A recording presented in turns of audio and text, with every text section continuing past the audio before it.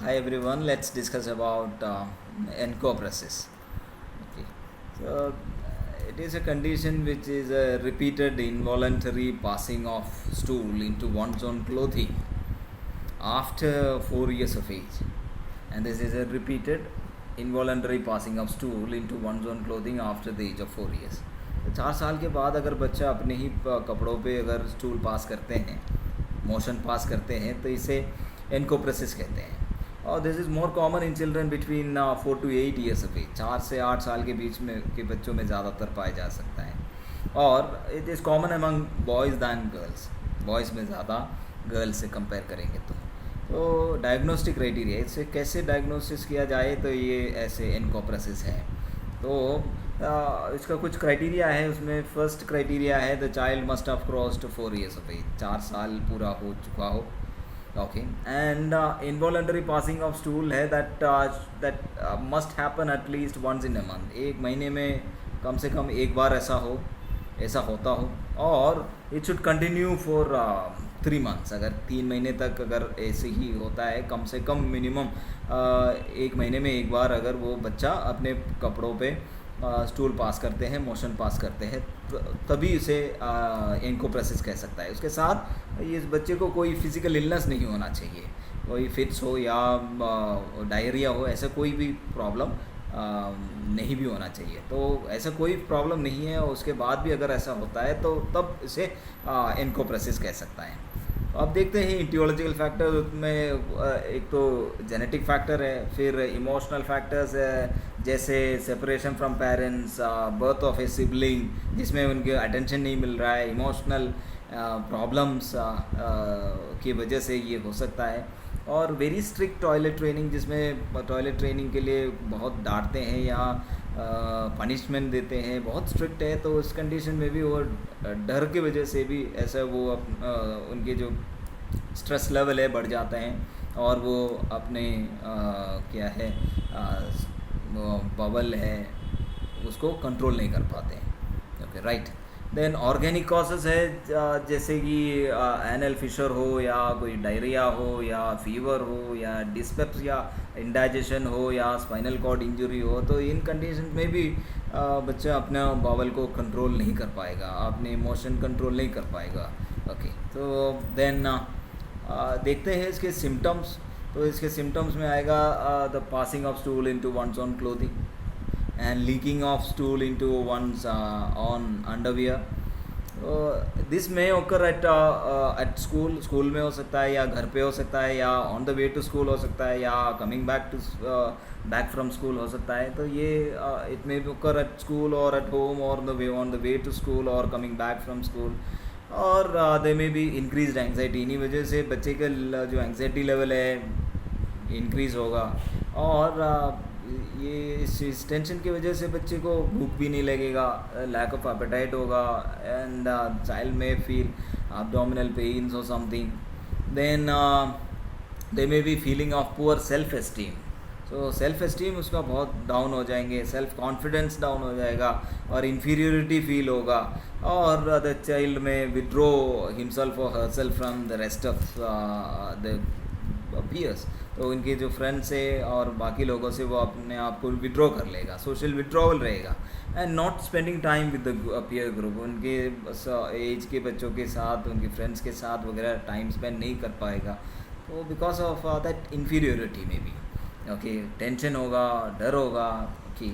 Then let's discuss about the treatment. So treatment में एक तो फार्माकोथेरेपी है, वो बहुत रेयरली बहुत ज़रूरत हो तब यूज़ करते हैं, तब इस्तेमाल करते हैं.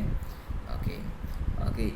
देन बिहेवियर थेरेपी है, very important therapy. Behaviour modifications और उनके हैबिट में, उनके डेली रूटीन में वगैरह जो चेंजेस है उसको लाना, उसके थिंकिंग को चेंज करना, उनके बिहेवियर को चेंज करना. देन पेरेंटल काउंसलिंग, पेरेंट्स को काउंसिल करना. पेरेंट्स बहुत इंपॉर्टेंट है इस प्रॉब्लम को मैनेज करने के लिए. पेरेंट के जो काउंसलिंग, पेरेंट के जो ट्रेनिंग बहुत इंपॉर्टेंट है. सो ये 3 है जो मेन इसके जो मैनेजमेंट क्या है ऑप्शंस. तो pharmacotherapy, then behaviour therapy and parental counselling.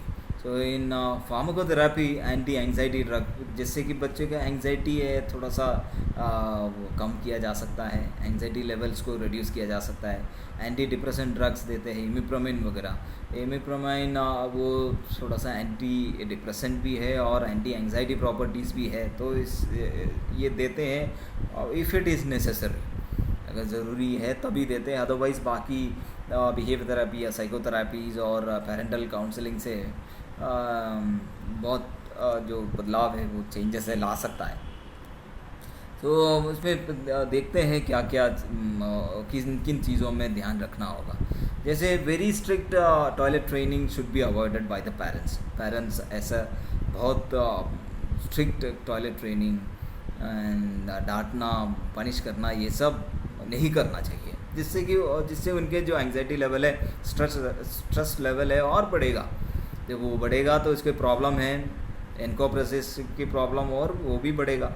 Okay, so इसलिए very strict toilet training should be avoided, and toilet training should be started at appropriate age, that is between 2 to 3 years of age. ये best time toilet training का, तो उसी timing में, उसी duration में ये start भी करना होगा।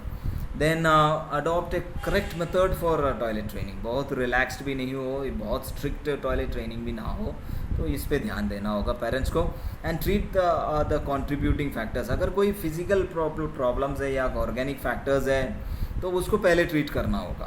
Okay, and do not criticise the child को, बच्चे को कभी इस चीज़ के लिए क्रिटिसाइज़ नहीं करना, आलोचना नहीं करना होगा, स्पेशली बाकी लोगों के, दूसरों के सामने।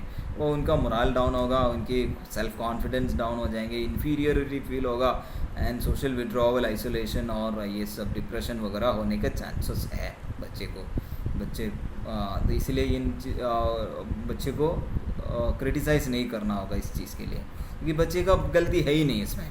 Okay, avoid scolding the child. बच्चे को डांटना नहीं है। And reduce pressure on the child. बच्चे के ऊपर ज़्यादा दबाव इस चीज़ को लेके नहीं होना चाहिए, एंड प्रेशर रिड्यूस करना हो तो प्रेशर और स्ट्रेस इंक्रीज़ होगा तो प्रॉब्लम भी इंक्रीज़ हो सकता है। And remove guilty feeling. इनकी जो गिल्टी फीलिंग है उसको रिड्यूस करना होगा। उसको बहुत गिल्टी फीलिंग होगा कि बाकी कोई ऐसा नहीं कर रहा है, सिर्फ मैं कर रहा हूँ, तो उसमें कई जो प्रॉब्लम जो इश्यूज़ है, साइकोलॉजिकल इश्यूज़ भी होगा, गिल्टी फीलिंग होगा, तो इसको रिमूव करना होगा बच्चे को उसके जो कॉन्फिडेंस है वो उसको बूस्ट करना होगा। So reduce the level of anxiety and depression. अगर डिप्रेशन के सिम्टम्स है या एंग्जाइटी है तो उसको रिड्यूस करना होगा बच्चे का। And do not punish the child for such behaviour. Punish नहीं करना है, कोई पनिशमेंट नहीं देना है। And reduce the level of stress of the child. Then provide psychotherapy to relieve the psychological problem. Supportive psychotherapy हो या बिहेवियर थेरेपी, ये सब हेल्पफुल है। So provide psychotherapy and counseling so that the child may feel better, and उनकी जो psychological stress है वो relieve हो जाएगा। And drugs such as imipramine, as I discussed earlier, so imipramine antidepressant drug है, anti anxiety properties भी है, तो ये बहुत ज़रूरी है तब दे सकता है।